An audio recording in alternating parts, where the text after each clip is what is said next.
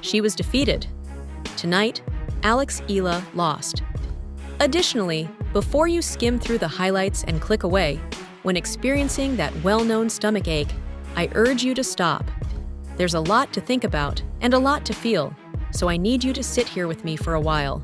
Coco Gauff 6-0, 6-2, 1 hour and 7 minutes is still, in my opinion, one of the most beautiful stories I've seen in Filipino sports this year. Even with the Eala's run and Gauff's march into the Dubai Duty-Free Tennis Championships semi-finals, nobody anticipated that this amazing, unexpected run would end. That is the outcome. The scoreline is that. However, Eala's identity is not revealed by the soundtrack. Furthermore, the score does not convey the significance of this week. I'll walk you through it. Everything. All right. Thus, there is something you must comprehend before we even discuss the actual contest. Having accomplished the unthinkable twice in the same competition, Eala into this quarterfinal.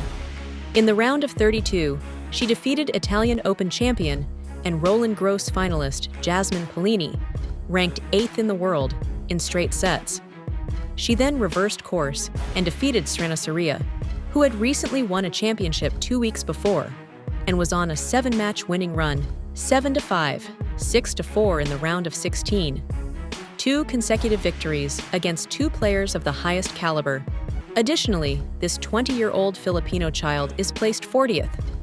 I would have told you that you were insane if you had shown me the draw and predicted that Eala would go to the tournament's quarterfinals. Lovely. Insane, but insane. She deserved this. This bout versus Coco Gauff was gained by her, and you have to enter that frame. The contest is now. Coco Gauff is ranked 4th in the world, a Grand Slam champion twice. The French Open has been won by her. The US Open was won by her. She plays with a calculated rage that just destroys people. For more than a year, she has been among the top 5 players in the world. And here's the real deal, folks. She was impenetrable tonight. Alex was hardly able to respond to anything that Gauff asked her. Gauff's ability to take time away and strike the ball early into wide areas, his serve, and his forehand. On one of those occasions when you're watching from the sidelines, or, in this instance, from behind the screen of your phone, you get the impression that Alex is powerless. I don't care how loud it gets.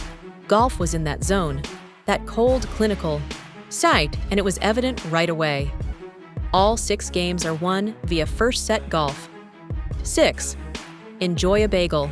Alex's very first bagel of 2026. And to be honest, she could tell by Alex's body language, the way she shook her head, and the several times she checked with her coach, Joan Bosch. She was aware that this was not her night. It eats at you when you're playing this way, and all of your mistakes are adding up. In this game, Alex committed 33 unforced errors. 33? On nights like those, your racket simply doesn't seem quite right. Nothing clicks, and the ball doesn't bounce as your brain anticipates. Gauff goes up 4-0 in the second set. 4. Fall in love once again. By this time, the thousands of Filipino supporters in the stadium had stopped screaming and waving their flags. It's the type of silence where you're still there. You're still hanging on, but you're at a loss for what to be happy about because things keep getting worse. And here comes the one moment from the whole game that I will never forget. In the second set, Alex is behind 0-4. She has been bageled for the last 2 sets. Are you aware of what she does? She is in service. She then breaks the game of Gauff. 2-4 down. After that break, suddenly the crowd wakes back up. The Filipino supporters discover a cause to go completely crazy. She's not finished, so there are flags flying and loud noises coming through the ceiling. She wouldn't allow herself to acquire 2 bags. Additionally, if you are familiar with tennis history, Alex's most recent double bagel defeat was during the Madrid Open qualifiers in 2022. At 16, she was determined not to allow it to occur on the most important stage of her professional life. Did she make a difference? No. Gauff quickly recovered and won the next 2 games to end the series 6-2. Although it would have been so simple to check out totally and simply go weep in the locker room, Eala resisted. And that moment, that hug, and that break told you everything you need to know about her. She earned it by playing golf. She convinced the audience for a brief period of time. That says more about her character than 100 victories ever could. This is the bit that really grabbed me, so let me to tell you about Coco Gauff after the game. Gauff, who, incidentally, had 8 double faults because she is still human, even when she is winning 6-0 or 6-2, spoke about Alex in a manner that made me shiver a little. She began by recognizing Alex as a fierce rival. She said, "Even while I was awake, I was aware that she may return at any time.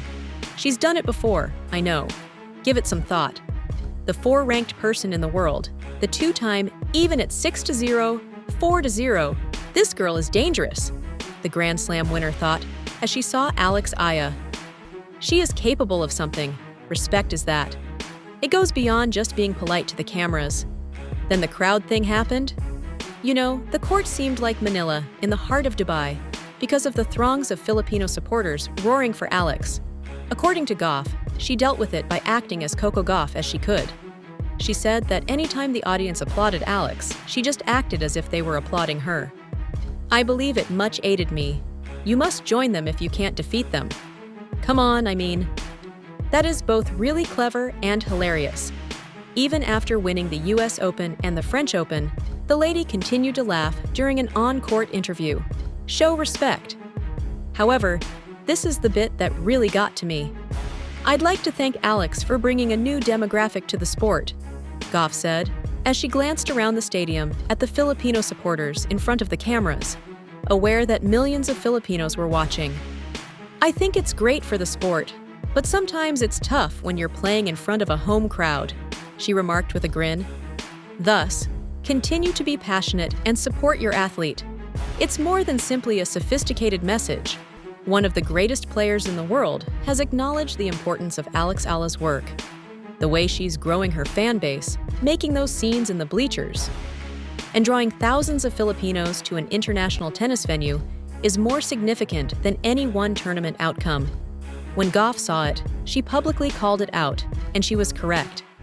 Yes, she is entirely correct. I imagine you could feel depressed or angry after witnessing Alex lose tonight, so let's speak about the wider situation. I understand. In real time, I experienced it as well. However, allow me to share with you what Alex Eala just did this week in Dubai.